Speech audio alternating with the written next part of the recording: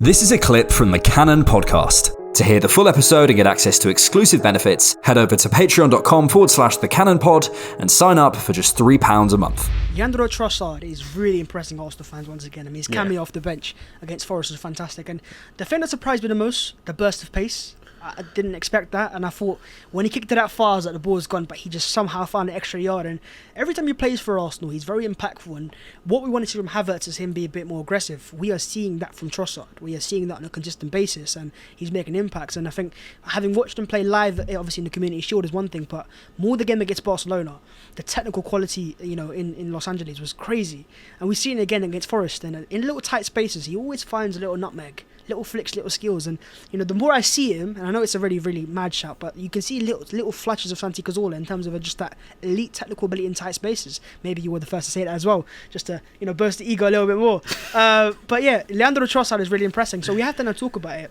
Yeah, there has to be a pathway into the first team, surely, and I think it's surely a matter of time before he starts starting games for Arsenal. Look, mate, I asked the question kind of, and generally on Twitter, what more does a player have to do to get into the 11? Like, I'm trying to look at it from a non-biased perspective, and let's stop including our favorite players, stop including the £65 million signings that are just automatically put into the 11. Look at the play. Leandro Trossard has been our most efficient, but also our most valuable player of preseason. Just facts. And objectively speaking, he's been incredible. He's been a man on a mission. And for as much as people want to talk about him as depth, he's really asking questions in a starting position. And when you start to look at some of the left-hand side problems, by the way, about integrating Martinelli, mate, what was the best part of our preseason between the Kieran Tierney, Trossard, and Emile Smith-Rowe pathway? I see no reason why Trossard can't be slotted into a left 8. You know me, I've been calling for it for so long. I see it as a transition for him deeper as he gets a little bit older. I think he's just so efficient in the way that he uses the ball in a team that, for me, has sometimes lacked verticality, has sometimes lacked aggressiveness. You were saying earlier, everything that we critique or want from Kai Havertz, Trossard is showing right now. That's not to say that he's a better player. That's not to say, that Kai Havertz can't improve. But fundamentally, when you look at the play on the pitch, Trossard impacts the game, not just with a goal or assist output consistently, but he is impacting things in different areas of the pitch. He's tying in players. He's making other players look good. And I think that he is one of the few players in the squad that cares how his pass is received. What do I mean by that? His tempo, his pass selection is phenomenal. And for a team that did struggle, let's say, to have the final action correct, all those terms, those buzzwords, efficiency, ball usage, being direct, making sure that he is impactful, that's kind of solving a lot of the problems or questions that we're asking ourselves. So I think Trossard deserves more minutes. I think that he deserves a starting berth at some point. I don't know what else he has to do. I'll be really honest. Like, if I'm asking my depth players and I'm being fair, and you're a depth player on the bench and you're seeing what Trossard's doing and saying, well, others are being picked ahead of him, how the heck am I going to get into this team if he isn't? I just struggle to give a cohesive answer why Trossard shouldn't be in there. And the only thing I can hear from people is balance of profiles. And I think, ironically, he's kind of somebody that could solve the left-hand side balance profile issue. Yeah, I think the real question here is what the role in the team would be. Would it be as a false 9 and put him into the front three, which could work, but that obviously takes Nketiah out of the team? Would it be in the role of Kai Havertz? And it would be one of those things, but if we played Trossard as an 8 and he outperformed Havertz, it would instantly cause a bit of, okay, if you had Trossard there, why did you spend £65 million on Kai Havertz? That's the question I was going to ask. But for me, what Trossard I love the most is he's decisive. And I think we saw against in Forest where without him on the pitch, Arsenal just weren't as creative. We'd get the ball into lovely areas, great in terms of progressive into the final third, but in that final third we're way too safe at times. And you see it in senses of, you got United, Bruno Fernandes, obviously see it with Kevin De Bruyne.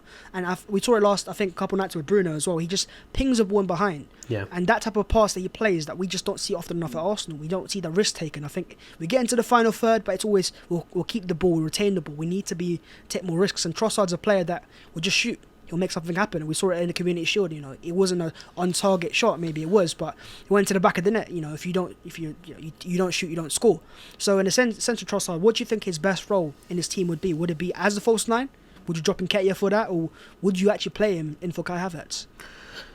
I think it depends. I'll be honest, not to sit on the fence, but I think it's what's in the 11 behind him. Are you telling me that Eddie Nketiah is off the bench when we're talking about this, or is he playing? If Eddie is playing along with Martinelli, then he's a left 8 for me. If he's playing as a false 9, then you can almost have a Kai Havertz. But again, we saw similar when Gabriel Jesus played, but with Kai Havertz and Martinelli, it was off. The chemistry wasn't there. Why?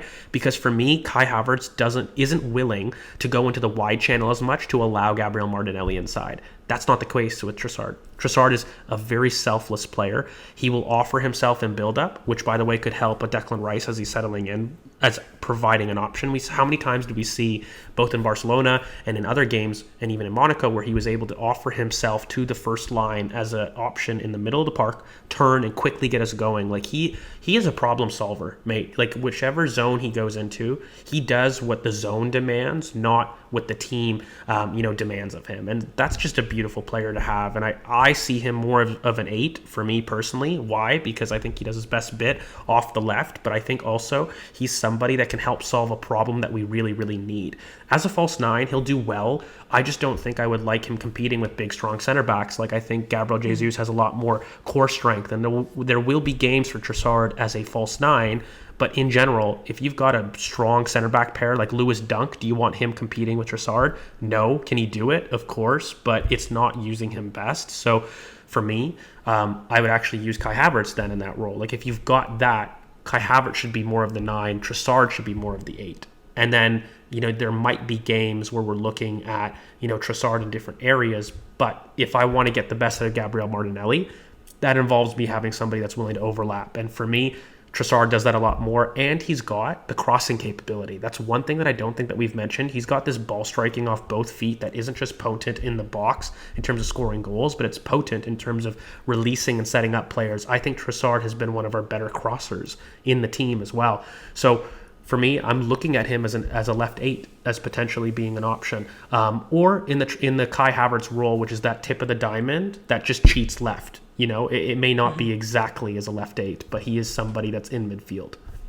Yeah, I think what's very, very good to see is that we've got so many different options that can play as off the bench as well, and no one's really guaranteed a first team place. Apart from with certain players, where if you're Kai Havertz and you're not performing to a high standard, you've got a player behind you who's just as good, if not better, and that's what you want as a competitive team. Thanks for checking out the Cannon Podcast. To get full episodes and access to exclusive benefits, head over to patreon.com/thecannonpod and sign up for just £3 a month.